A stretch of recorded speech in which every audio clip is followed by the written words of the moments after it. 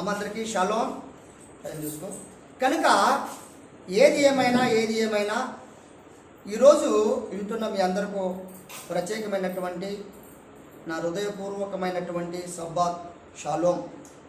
ప్రాముఖ్యం ఏంటంటే ఈరోజు మనము వినబోతున్నటువంటి పాఠం ఏంటంటే పోయిన సబ్బాతులో మనము స్త్రీలను కూర్చి మాట్లాడుకున్నాం. ఏంటి స్త్రీలు? దుష్ట స్త్రీలు. అలాగనే అంటే దుష్టులైనటువంటి స్త్రీలు మాత్రమే దుష్టులా? ఇక లేరా? కానీ పాస్టర్ గారు స్త్రీలు మాత్రమే టార్గెట్ చేసి చెప్పడం ముఖ్యం కాదు. స్త్రీలే కాదు, పురుషులు కూడా దుష్టులు లేకపోలేదు అని మీరు ప్రశ్నించవచ్చు. కానీ అందుకొరకు ప్రశ్న కంటే ముందు దుష్ట స్త్రీలు ఎలా ఉన్నారు, దుష్ట పురుషులు కూడా అలాగనే ఉన్నట్లుగా ఈరోజు మనము ఈ వర్షపాఠాన్ని ఇద్దాం. పరమ తండ్రి మీ అందరూ దీవించుగాక. మరొకసారి నిజంగా మీ ప్రేమపూర్వకంగా మీకు పంపిస్తున్నటువంటి వీడియోని దయతో వాక్యాన్ని గ్రహించండి. వారానికి ఒక వీడియో మాత్రమే మీ మధ్యకు పంపిస్తున్నానంటే నా సొంత స్వలాభం కోసం ఎంత మాత్రం కాదు. నేను నిస్వార్థంగా జీవించేటువంటి వ్యక్తిని. నేను చేస్తున్న పరిచర్య ఏందో నా దగ్గరకు వచ్చే అటువంటి వారు మాత్రమే నా గురించి చెప్పగలరు. నాతో కలిసినటువంటి వారు ఎవరైనా కావచ్చు, నా స్వభావం తెలుసుకున్నటువంటి వారు మాత్రమే నా గురించి చెప్పగలరు. కానీ నాకంటే నేను వారందరికంటే వారి నోరు మోయించి నేను ఎక్కువ చెప్పుకోవడానికి ఎంత మాత్రం సరిపోయేవాడిని కాదు. కనుక వింటున్న మీ అందరికీ మరొకసారి నేను ప్రేమపూర్వకంగా హెచ్చరించే మాట ఏంటంటే ఈ వీడియోని మీరు చూస్తున్నటువంటి మీరందరూ నన్ను ప్రోత్సహించాలని మిమ్మల్ని ప్రేమతో బ్రతిలాడుచున్నాం. ఎందుకంటే దినదినము వాక్యము నొక్కి ఆపటం కాదండి. కొంత చూడండి, నొక్కండి, వినండి. కొంత మీకు నచ్చకపోతే కొంచెం ఫార్వర్డ్ చేయండి, మళ్ళీ కొంచెం వినండి. ఎందుకంటే ఈ వీడియో మధ్య నుండి చివరి దాకా వీడియో బాగా ఆత్మానుసారమైనటువంటి మర్మాలతో వస్తున్నాయి కనుక మన జీవితం ఏంటో అక్కడ స్పష్టంగా కనపడుతుంది కనుక అందుకు మనం తెలుసుకొని దాన్ని అనుభవించాలని ప్రేమపూర్వకంగా మీకు తెలియపరుస్తూ ఈ నా మాటలో మీకు అప్పగిస్తున్నాను. పరమ తండ్రి ఈ సమయాన్ని వెచ్చించునుగాక. ప్రియమైనటువంటి వారులారా, వాక్యాన్ని మనం చదువుకుందాం. ప్రాముఖ్యం ఏంటంటే ఇక్కడ ఒకసారి చదువుకుందాం. ఒకసారి మత్తయి సువార్త, మరి కొత్త నిబంధనలో ప్రాముఖ్యమైనటువంటి మొదటి గ్రంథము అంటారు. కానీ అది మొదటి గ్రంథం ఎంత మాత్రం కానే కాదు. మరి ఏది మొదటి గ్రంథం? గ్రంథాల గురించి ఒకసారి చెప్పుకుందాం. మత్తయి సువార్త 2వ అధ్యాయము 1వ వచనం నుండి 18 దాకా చదువుకుందాం. ఇంత సబ్జెక్ట్ ఇవ్వటం ఏంటి అనే దానికి మనము గమనించాల్సినటువంటి అవసరత మనకుంది. కనుక చదువుకుందాం ఒకసారి. రాజైన హేరోదు దినములయందు యూదయ దేశపు బెత్లెహేములో యేసు పుట్టిన పిమ్మట ఇదిగో తూర్పు దేశపు జ్ఞానులు యెరూషలేమునకు వచ్చి యూదుల రాజుగా పుట్టినవాడు ఎక్కడున్నాడు, తూర్పు దిక్కున మేము ఆయన నక్షత్రమును చూసి ఆయనను పూజింప వచ్చితమని చెప్పిరి. హేరోదు రాజు ఈ సంగతులు విన్నప్పుడు అతనితో కూడా యెరూషలేము వారందరూ కలవరపడిరి. కాబట్టి రాజు ప్రధాన యాజకులను ప్రజల్లో నుండి శాస్త్రులను అందరినీ సమకూర్చి క్రీస్తు ఎక్కడ పుట్టినని వారిని అడిగెను. అందుకు వారు యూదయ బెత్లెహేములోనే, ఏలయనగా యూదయ దేశపు బెత్లెహేమా, నీవు యూదా ప్రధానులలో ఎంత మాత్రము అల్పమైన దానవు కావు, ఇశ్రాయేలును నా ప్రజలను పరిపాలించు అధిపతి నీలో నుండి వచ్చును అని ప్రవక్త ద్వారా వ్రాయబడి ఉన్నదన్నది. అంతటా హేరోదు ఆ జ్ఞానులను రహస్యముగా పిలిపించి ఆ నక్షత్రము కనబడిన కాలము వారి చేత పరిష్కారంగా తెలుసుకుని, మీరు వెళ్ళి ఆ శిశువు విషయమై జాగ్రత్తగా విచారించి తెలుసుకొనగానే నేను వచ్చి ఆయనను పూజించినట్లు చెప్పి వారిని బెత్లెహేమునకు పంపెను. వారు రాజు మాట విని బయలుదేరి పోచుండగా ఇదిగో తూర్పు దేశమున వారు చూసిన నక్షత్రము ఆ శిశువు ఉండిన చోటికి మీదుగా వచ్చి నిలిచి వారికి ముందుగా నడిచెను.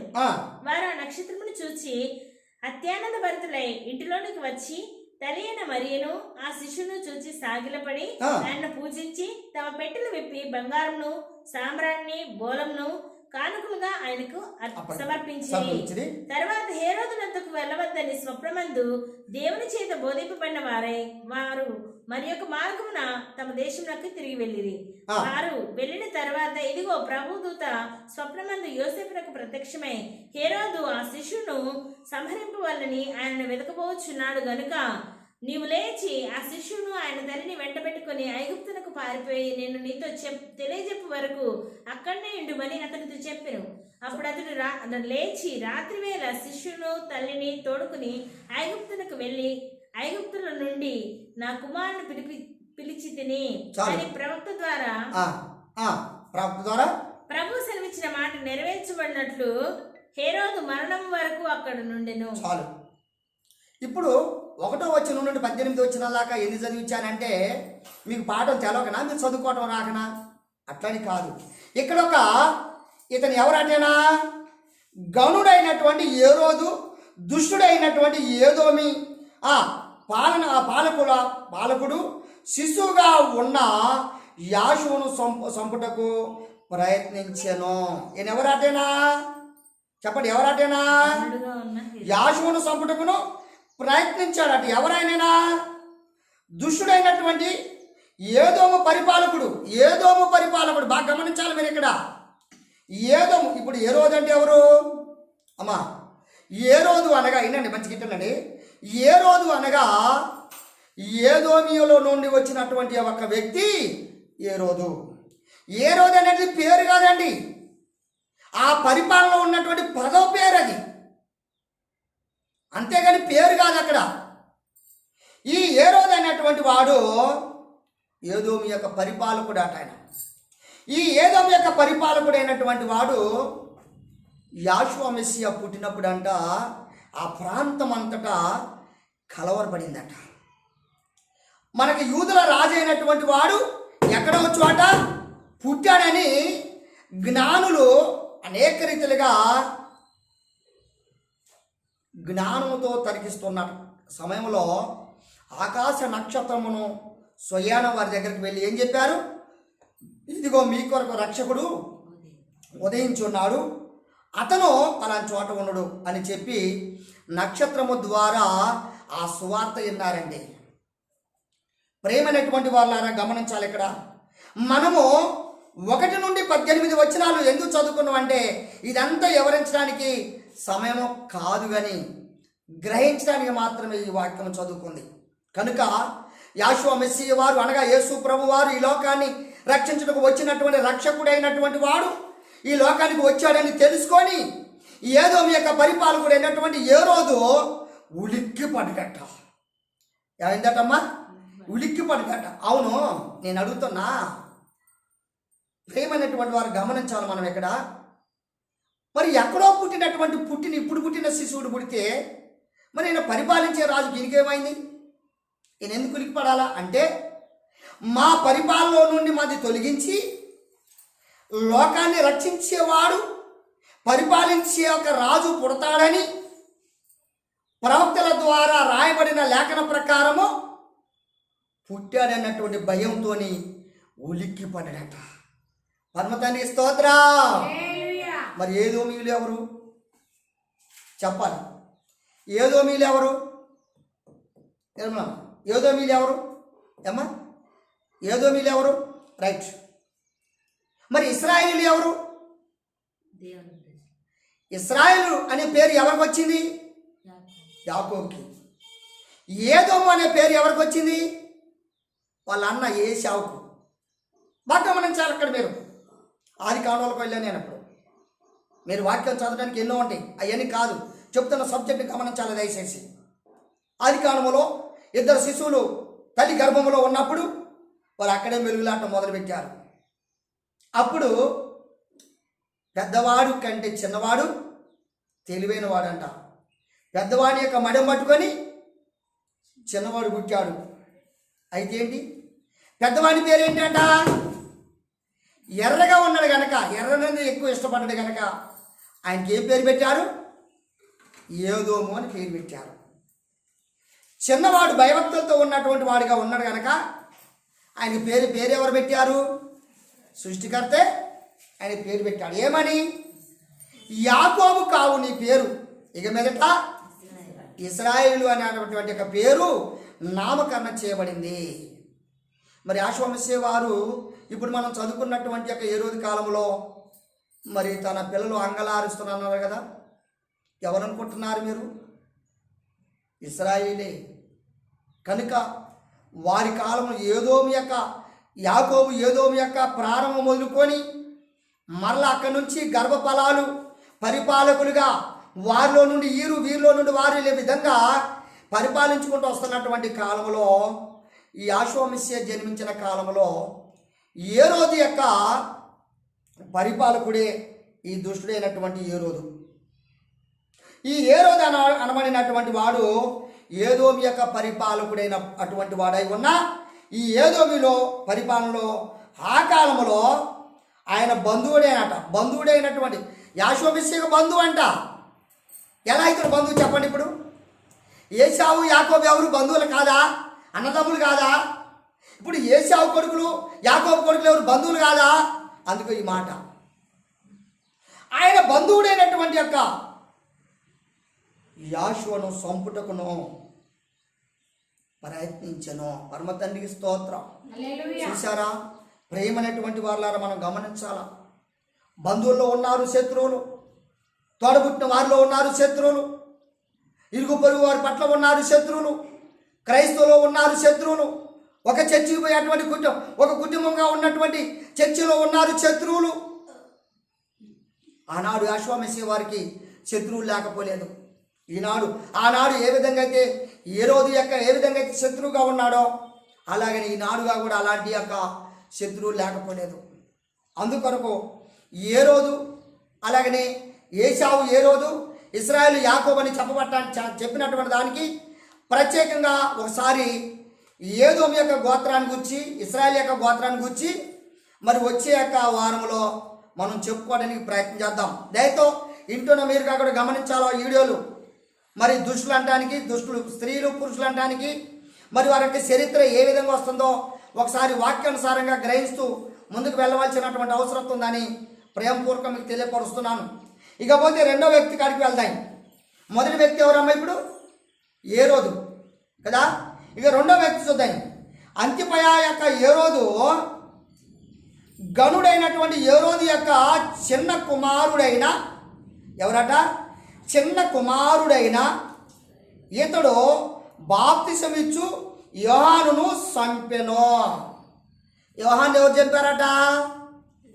మరి బంధువా కాదా? బంధువా కాదా? ఎవరు బంధువు? యోహాను బంధువే. గమనించాలి ఇక్కడ మనం.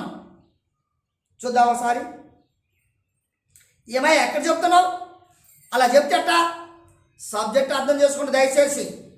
నేను వాక్యములో మర్మాన్ని చెప్తున్నా, గమనించాలి ఇక్కడ. అవునా కదమ్మా? మీరు యోహాను గురించి ఎన్నిసార్లు చెప్పుకోలేదు వాక్యం? మెస్సియాను గురించి ఎన్నిసార్లు చెప్పుకోలేదు మీరు వాక్యం? నేను చెప్తున్న దాంట్లో కొన్ని అర్థం చేయాలి వాక్యాన్ని. చూడండి, మత్తయి సువార్త 14వ అధ్యాయం మొదటి వచనం. 14వ అధ్యాయం మొదటి వచనం నుండి కంటిన్యూగా వెళ్దాం. ఆ సమయమందు చతుర్థాధిపతి అయిన హేరోదు యాషోను గూర్చిన సమాచారం విని ఇతను బాప్తిసమిచ్చు యోహాను అతడు మృతుల్లో నుండి లేచి ఉన్నాడు. అందువలనే అతని యందు క్రియారూపంలో వచ్చినాయని తన సేవకులతో చెప్పెను. ఏలైనగా నీవు నీ సహోదరుడైన ఫిలిప్పు భార్యగు హేరోదియను ఉంచుకున్నట్టు న్యాయం కాదని యోహాను చెప్పగా. ఇక్కడ ఆవుదాయి ఎవరెవరట? బంధుత్వాన్ని గమనించాలి మీరు ఇక్కడ. చదవమ్మా. యోహాను చెప్పగా హేరోదు ఆమె నిమిత్తము యోహాను పట్టుకుని బంధించి చెరసాలలో వేయించిండెను. ఇతన్ని చంపగోరెను గాని జనసమూహము ఇతనిని ప్రవక్త అని ఇక్కడ ఆవుదాయి. ఈయన చంపడానికి ప్రయత్నించినప్పుడు వీళ్ళకి ఏం ఆలోచన వచ్చిందట? ఈయన ప్రవక్త అని భయపడ్డాట ఫస్ట్. తర్వాత భయపడాను. అయితే ఏ రోజు దినోత్సవము వచ్చినప్పుడు హేరోదియా కుమార్తె వారి మధ్య నాట్యమాడి ఏ రోజును సంతోషపరచును. ఆమె ఏమి అడిగినను ఇచ్చిదనని అతడు ప్రమాణపూర్వకంగా వాగ్దానం చేసెను. ఇక్కడ ఏం చేశాడట? నీకు బహుమానం ఇవ్వాల చెప్పుకున్నా తర్వాత. అప్పుడు ఆమె తన తల్లి చేత ప్రేరేపింపబడినదై బాప్తిస్మిచ్చి యోహాను తలను ఇక్కడ పల్లెంలో పెట్టి నాకు ఇప్పించుమని అడిగెను. రాజు దుఃఖపడినను తాను చేసిన ప్రమాణం నిమిత్తమును తనతో కూడా భోజనములకు కూర్చున్న వారి నిమిత్తమును ఈయన ఆజ్ఞాపించి బండ్రోతును పంపి చెరసాలలో యోహాను తలగొట్టించెను. పల్లెంలో పెట్టి తెచ్చి ఆ చిన్నదానికి ఇచ్చెను. ఆమె తన తల్లి ఎందుకు దాన్ని తీసుకుని వచ్చెను. ఎవరమ్మేనా? యోహాను బంధువా కాదా? ఎప్పుడైనా గమనించారు ఈ మాట? ప్రేమ అనేటువంటి వారు గమనించాలని వాక్యాలు చెబుతున్నాను కాదు, వాక్యాన్ని గమనించండి దయచేసి. ఇప్పుడు ఎవరెవరిని చంపించారు? బంధువులేగా. అయితే ఏ రోజుని ఉంచుకున్నట్ట. అసలు ఏ రోజు ఎవరు? ఇంతకుముందు మనం చదువుకున్నాం కదా. ఏమ్మా ఏ రోజు ఎవరు? ఏశావు సంతానం, అవునా కదా? కనుక యోహాను ఎవరు? జకర్యా సంతానం. జకర్యా ఎవరు? ఈయన వర్గం కాదా? శాఖ కాదా? మరి వీళ్ళంతా ఎవరు? బంధువులు కారా? అప్పుడు ఆ కాలంలో పరిపాలిస్తున్నటువంటి ఏరోదు కాలంలో ఇక్కడ ఏరోదుని యొక్క తన కుమార్తె అంట ఏం చేసిందంట? నాట్యం ఆడిందంట. ఇందు ఏర్పాటు చేసి ఇందులో నాట్యం ఆడించినప్పుడు ఆ ఏరోదుని చక్కని యొక్క నాట్యం చేసిందని చెప్పి ఏరోదు చక్రవర్తి చిన్నదానా నీకేం కావాలని కోరుకోమన్నప్పుడు తల్లి బిడ్డ ఇద్దరు పన్నంగం ఏం చేయమని తన బంధువుడైనటువంటి ప్రవక్తగా ఉన్నటువంటి యొక్క యోహాను శిరసు కొట్టి నాకు ఇప్పియమని చెప్పి కోరుకోవటం ఇది న్యాయం అంటారా? నిజంగా బంధువుగా చంపుకోవటం న్యాయం అంటారా? చూడండి ఏంటి ఈ ఓర్పు లేని జీవితము. ఒక కుటుంబంలో ఉన్న వ్యతిరేకత, విరోధమైన జీవితము, అశాశ్వతమైన జీవితము, వ్యతిరేకమైన జీవితము. ఏంటి ఇదంతా? ఏరోదు చక్రవర్తి కాలంలో ఆనాడు చేసినటువంటి పరిపాలనలో ఉన్నటువంటి సంగతి మీకు తెలియదా? యెహోషువ ఉన్న కాలంలో కొద్ది కాలంలో యోహాను ఏం చేసేవాడు? బాప్తిసం అంటే పరమ తండ్రి యొక్క ఏంటమ్మా తపోస్థానము అంటే ఆయన మారు మనసు విషయమై బాప్తిసం ఇస్తూ వచ్చాడంట. ఆయన బాప్తిసము ద్వారా మార్పు చెందుతున్నటువంటి వారిని, అలాంటి మార్గము కల్పించినటువంటి మా వారిని, అలాంటి జీవితము పరలోకాన్ని రుజువు చేసేటువంటి వారిని ఎవరు చంపించారమ్మా? తన బంధువా కాదా? మరి ఇక్కడ ఎవరు? క్రూరుడైనటువంటి ఏరోదు. యోహాను శిరసు కొట్టించింది ఎవరు? ఏరోదా కాదా? పురుషులు, వ్యతిరేకమైనటువంటి దుష్ట ఆలోచన కలిగిన పురుషులు, దుష్ట స్వభావం కలిగినటువంటి పురుషులు ఒక స్త్రీని ప్రేమించి ఒక స్త్రీని సంతోషపరచడం కొరకు ఆయన పరిపాలకుడైనటువంటి మహారాజై ఉన్నటువంటి వాడు ఒక భక్తిలో జీవించే వాడిని చంపడానికి ఈయనకి మనసు ఎలా వచ్చింది? అప్పటికి ఏం చేశాడైనా ఏ రోజు అధికారి ఏం చేశాడట? కన్నీరు పెట్టుకున్నట్ట.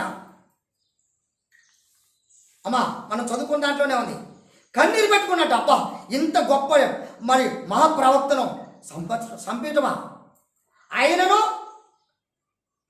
నేను చేసినటువంటి పని ప్రమాణం ఏంట? ప్రమాణం ఒక వేష కోసమండి.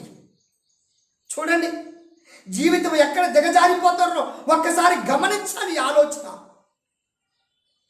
నీ జీవితం ఎక్కడ ముక్కలైపోతుందో ఒక్కసారి ఆలోచించవలసినటువంటి అవసరత లేదా? ఈ పరిశుద్ధ గ్రంథము చదువుతున్నప్పుడు గ్రహింపు లేదా? చూడండి మన జీవితము, మన ఆలోచన, మన బ్రతుకు, మన విశ్వాస పరుగు ఏమైపోతుంది? కొంచెమైనను పోయినసారి దుష్ట స్త్రీల గురించి మాట్లాడుకున్నాం. దుష్ట స్త్రీలు ఏ విధంగా ఉన్నారు, ఇక్కడ ఏ విధంగా ఉన్నారు, పురుషులు ఏ విధంగా ఉన్నారు గమనించాల్సినటువంటి అవసరం లేదా? పురుషులు మరి పవిత్రులుగా ఉన్నారా? అపవిత్రమైనటువంటి మరి వారిగా ఉండి వేషం వేసుకున్నటువంటి విశ్వాసం అనే వేషం వేసుకున్నటువంటి వారు పురుషులు లేకపోయారా? గమనించాలి మనం వాక్యాన్ని. అందుకొరకే అమ్మా ఇప్పుడు ఏ రోజుని సంపించినటువంటి వారు అమ్మా ఎన్నో వచ్చినవారమ్మా సంపించిన మాట? బంట్రోతులు పంపి చెరసాల్లో యోహాను తల కొట్టించారు. 10వ వచనం. అదే 17వ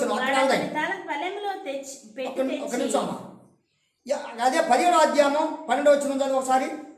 ఆయనను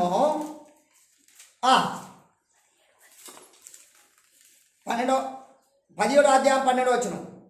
అధ్యాయం 17. ఆయనను ఏలియా ఇదివరకే వచ్చెను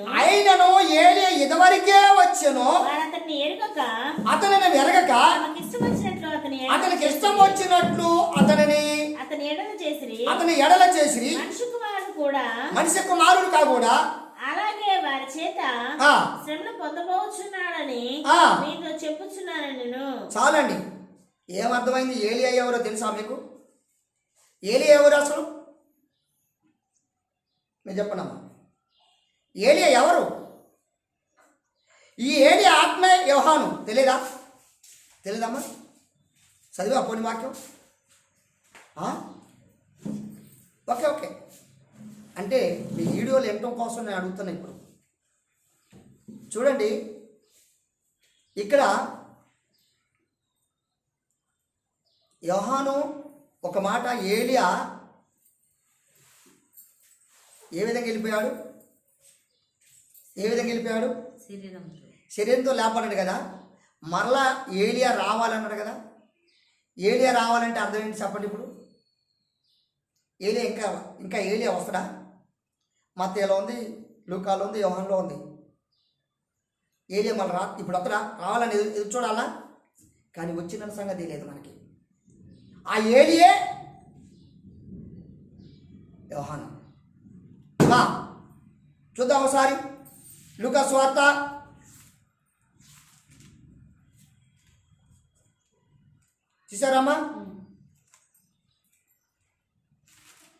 1వ అధ్యాయం 5వ వచనం చదువు.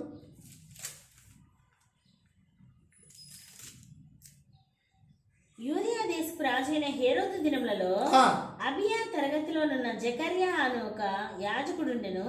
అతని భార్య అహరోను కుమార్తెలలో ఒకటి. అక్కడ ఆగుదాయి.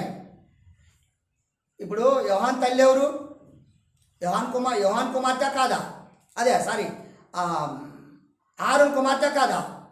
అలాగనే 17వ వచనం చదువు. 17వ వచనం. అవునమ్మా.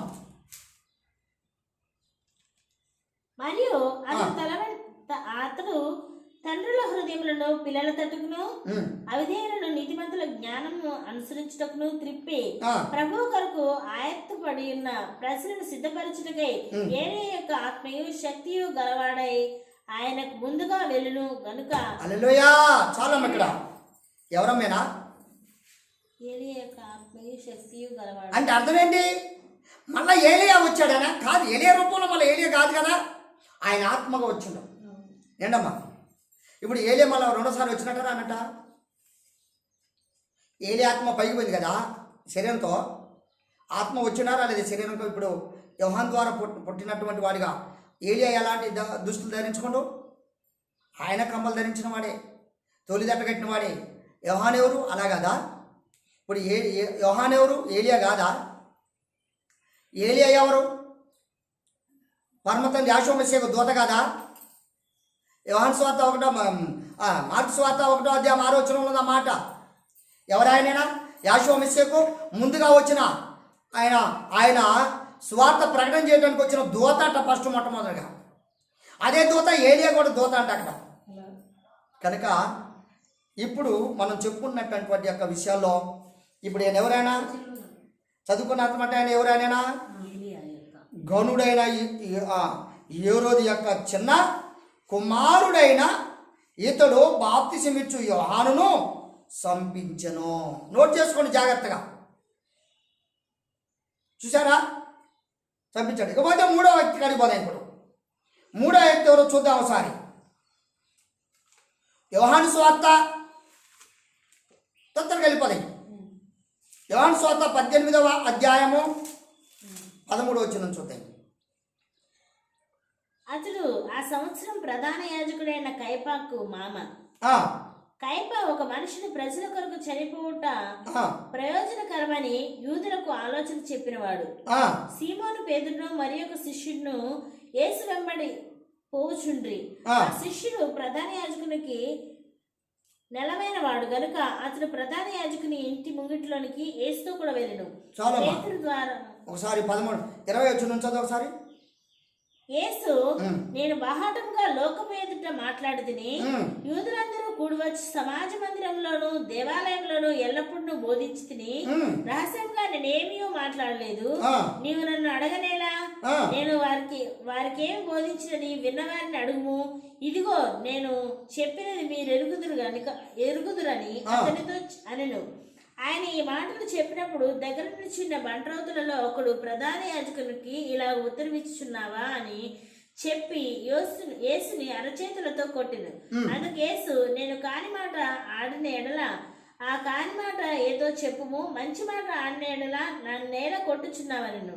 అంతటా అన్న యేసుని బంధింపబడి ఉన్నట్టుగానే ప్రధాన యాజకుడైన కయప యొద్దకు పంపెను. సీమోను పేతురు నిలబడి చలికాచు కొలుచుండగా వారు అతను. ఇక్కడ అసలు మీకు ఏం అర్థమైంది మాట అంతా చదువుకుంటూ వస్తుంటే? 13వ వచనం నుండి 24వ వచనాల మధ్యలో ఉన్నటువంటి స్టోరీ, ఉన్నటువంటి ఆలోచన ఏంటి ఇక్కడ?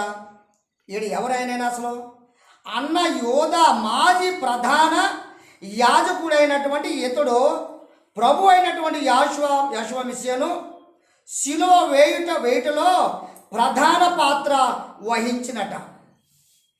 ఏమ్మా? ప్రధాన పాత్ర ఎవరిని?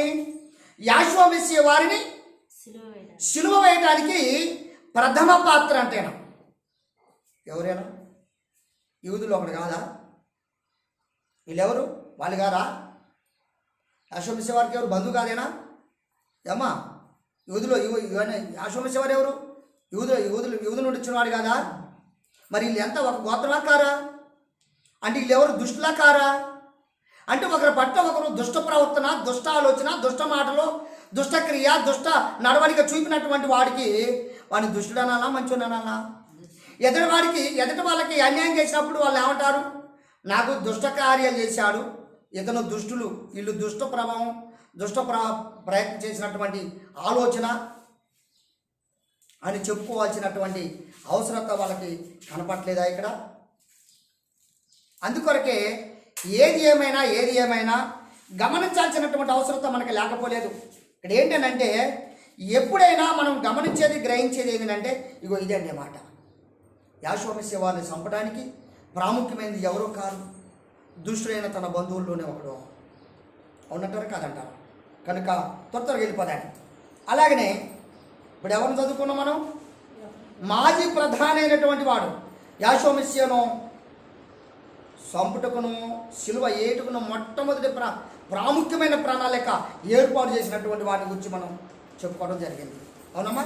ఇకపోతే 4వ వ్యక్తి కడిపోయి కాయప ప్రధాన యాజకుడును అన్న యొక్క అల్లుడైన అతడు మెస్సీను శిలువ వేయుటలో జరిగిన పరిస్థితులకు సహకరించెను.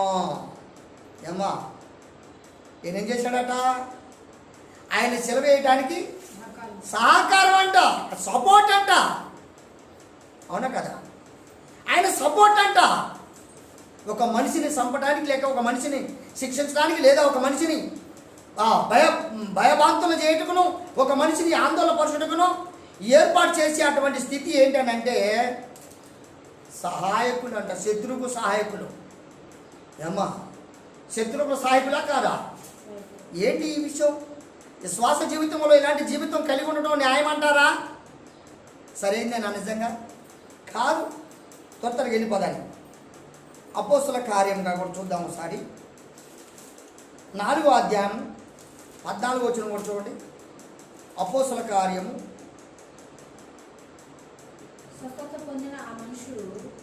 ఎక్కడ? అపోస్తుల కార్యమేనా? 4వ అధ్యాయము 6వ వచనం. ప్రధాన యాజకుడైన అన్నయు కైపయు యోహాను అలెగ్జాండరును ప్రధాన యాజకుని బంధువులందరూ వారితో కూడా ఉండేది. వారు పేతురును యోహాను మధ్య నిలవబెట్టి, మీరు ఏ బలము చేత ఏ నామమును బట్టి దీన్ని చేస్తారని అడుగుగా, పేతురు పరిశుద్ధాత్మతో నిండిన వాడై ఇట్లా నేను ప్రజల అధికారులారా పెద్దలారా, ఆ దుర్బలునికి చేయబడిన ఉపకారం గురించి వారు దేని వల్ల స్వస్థత పొందనని నేడు మమ్మను విమర్శించున్నారు కనుక చాలు. ఇక్కడ ఆగుదాయి. ఇక్కడ ఏం చేశాడట అమ్మా? స్వస్థపరిచారట, మేలు చేశారట. అలా మేలు చేసి అలా అంటున్నారో తెలుసా? ఏ అధికారంలో చేశారు అన కదమ్మా. ఏ బాప్తిసము, ఏ అధికారం, ఏ ఏ స్థితి, ఎలాంటి? ఇదేనమ్మా విభేదాలు, మనుషుల యొక్క వర్గ భేదాలు, ఆలోచన భేదాలు, సహవాస భేదాలు, తర్వాత సంఘ భేదాలు, ఇంకా ఇలా చెప్పుకుంటూ పోతే అనేకమైన భేదాలతో వారు ఈ విధంగా ఒకరి పట్ల ఒకరు ఏం చేయబడ్డవారా మీరు? ఒకరి పట్ల ఒకరు ఏం చేయబడ్డవారా మీరు అమ్మా? ఒకరి పట్ల ఒకరు హాని చేసుకున్నటువంటి వారిగా కనపడుతున్నారు. త్వరగా ఏది ఏమైనా ఇంకో నిమిషం, ఏది అనుకున్నా ఇంకొక మాట చదువుకుందాం త్వరగా చూద్దాం. 5వ వాడిని చూసుకుందాం ఒకసారి. బరబ్బ బందిపోటు. ఎవరట? బరబ్బ బందిపోటు దొంగ మరియు అంతకుడైన వీరిని పిలాతు మెస్సీకు బదులుగా విడుదల చేసెను. ఇదేంటి? బరబ్బ ఎవరు? అసలు విరోధెవరు? వీరికి ఇప్పుడు ఆ కాలంలో ఉన్నటువంటి వారికి మరి వారందరికీ బందిపోటు అయినటువంటి బరబ్బ వారికి విరోధం కాదా? ఆ విరోధైనటువంటి యొక్క వ్యక్తి వాక్యం చదువుకుంటారా? మార్క్స్ వార్త 15:7 15:7. మరి మాకు ఎక్కడ చెప్తున్నారో బాబు, మరి మాకు కూడా అర్థం కావాలిగా, అనుకోవాలి కదా. మరి 15:7 అదేనా? రైట్. అధికారుల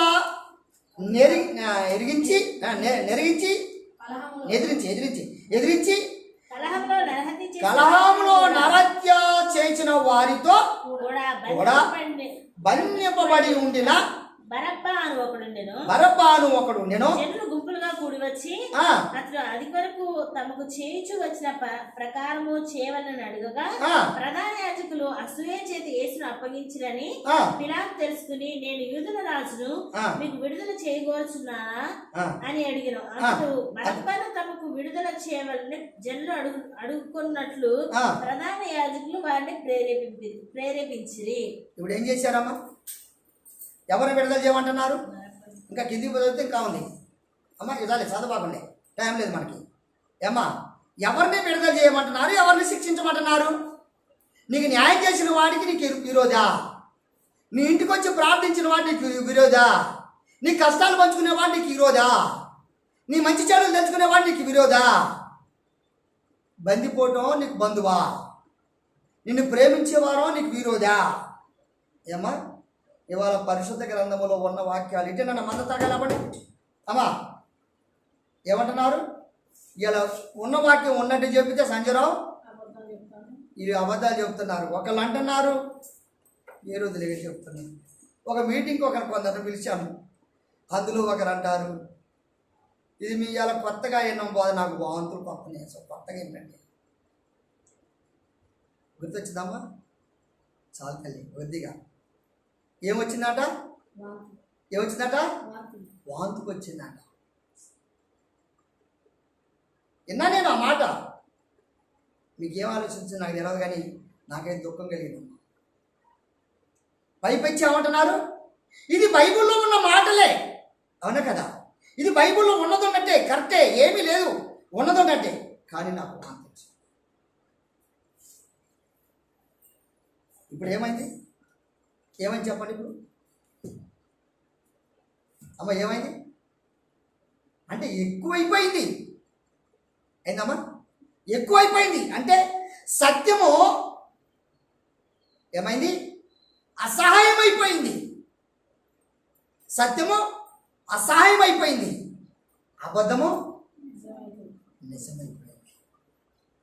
కనుక ప్రియ సహోదరి సహోదరులారా, ప్రేమపూర్వకంగా మీకు తెలియపరుస్తుంది ఏమిటంటే, ఎప్పుడైనా సత్యమును ధిక్కరించి వారు మాత్రం ఉండకూడదు, ప్రేమించి వారిగా ఉండండి. మా మధ్య ఒక సహోదరితో మేము రోజు ఒక ఇంట్లో ఉంటాం కనుక మాట్లాడుకుంటాం. అమ్మా, మనం ఎవరి వైపున చూడొద్దు, లోకం వైపున చూడొద్దు. ఎందుకట? లోకం వద్దు, లోక ఆశలు వద్దు, లోక స్నేహం వద్దు, లోక మాటలు మనకు వద్దు. గ్రంథములో ఉన్న సత్య వాక్యము, సత్య వార్త మనకు అవసరము. దయతో సత్య వార్తలో తలదోర్చండి, తల లేపండి. దేవుడు మిమ్మల్ని దీవిస్తాడు. వారికే కాదమ్మా, మనందరికీ తెలియపరుస్తున్న పరమ తండ్రి ఈ మాటలు దీవించి హెచ్చించునుగాక. మీ అందరికీ సమృదయంతో వందనాలు తెలియపరుస్తున్నాను.